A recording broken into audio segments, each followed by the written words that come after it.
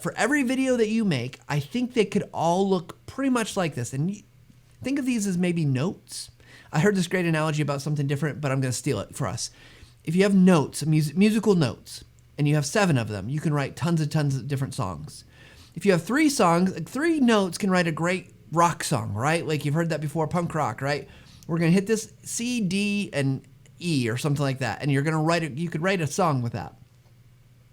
These 4 parts, you can mix it up a little bit. You can adjust it slightly, but you're going to be able to make a lot of songs, a lot of music with this. First and foremost is your topic or your introduction. This could be literally that. It could be an introduction. Hi, in this video, I'm going to talk to you about blah, blah, blah, blah. Now, we know a lot of people may not like that. They want to be brought in. So maybe your introduction is like, if you see this a lot with podcasts, maybe more than videos, but it's like a quote from someone from later on in the interview. Or maybe it's you're setting up a problem right away. Have you ever wanted to do X, Y, and Z? Yeah, that's really hard, right? We're going to show you how to make it easy. That's an introduction. You want it to be catchy. You want it to be snappy. You don't want to spend too much time on it, but you want to pull your viewer in.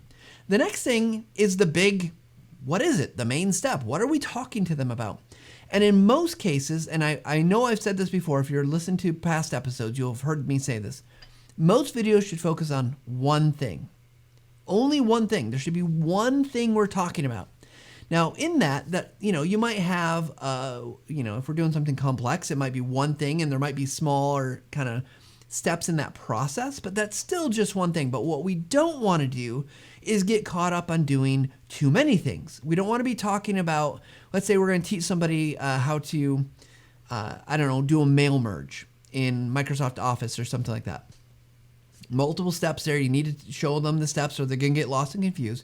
But in that process of teaching them about mail merge, what you don't want to then maybe do is talk to them about like how to insert a table into their email. 2 different things, right? Like a table, mail merge, different things. And so you want to you want to be sure to focus on just one kind of topic. Now, again, bigger topics, you're teaching something complex, you might have multiple steps, you might need to break it up a little bit. But again, if we keep it focused on one thing, that's going to keep your viewers' attention. They're also setting an expectation. If you go to a video and say it is about the mail merge and you go talk about this other thing, you're likely to lose people. People are likely to stop watching your video because you promised them you're going to talk about this, and then you talked about something different. It doesn't, if you're talking about YouTube, the algorithm doesn't like that. If you're talking about just an internal like learning audience or something like that, they're like, this guy doesn't know what he's doing. He's talking about tables when I'm trying to learn about mail merge. I don't care about tables. And so we want to hit on that need. Next, and this one is an optional note, something you don't necessarily need if we're keeping with our music analogy, the review or refresh. This particularly works, again, on those more complex series of videos. Let's say it is a multiple steps, or maybe you're teaching people how to do something and it's like 5 best ways to do X, Y, Z. The review and refresh stage is something that it should be quick. It can be punchy if you want it to be, but it's like, hey, we just talked about this. Let me just bring it back into your memory so that you don't forget, because by the time I went from 1 to 5, you probably forgot what 1 or 2 was. So now let's just help you like, hey, the 5 steps are this, and this. We're going to add our names. I don't know how to mail merge, so this is probably a bad example I picked for today. But you can see you want to just hit on those really quick. You're going to give them kind of this mental boost that hopefully when they step away from your video, whether that's they turn it off, they go, they get up and leave and do something else, when they come back, hopefully they're going to better remember the steps or things that you wanted them to remember. Again, that should just be very quick, very fast, and get to the point. The last thing, and this is one I think we sometimes overlook, especially in the learning and development field. Other places it's maybe marketing, it's a lot more natural. But I think your video, you think about your purpose. Is your purpose to then get them to do something?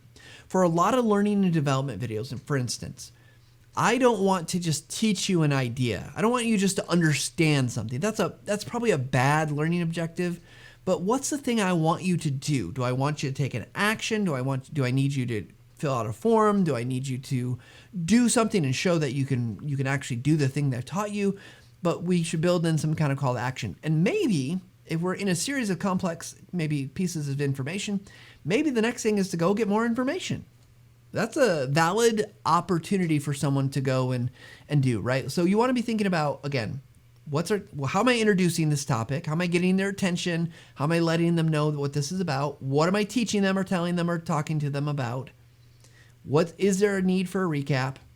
And then what's the next action?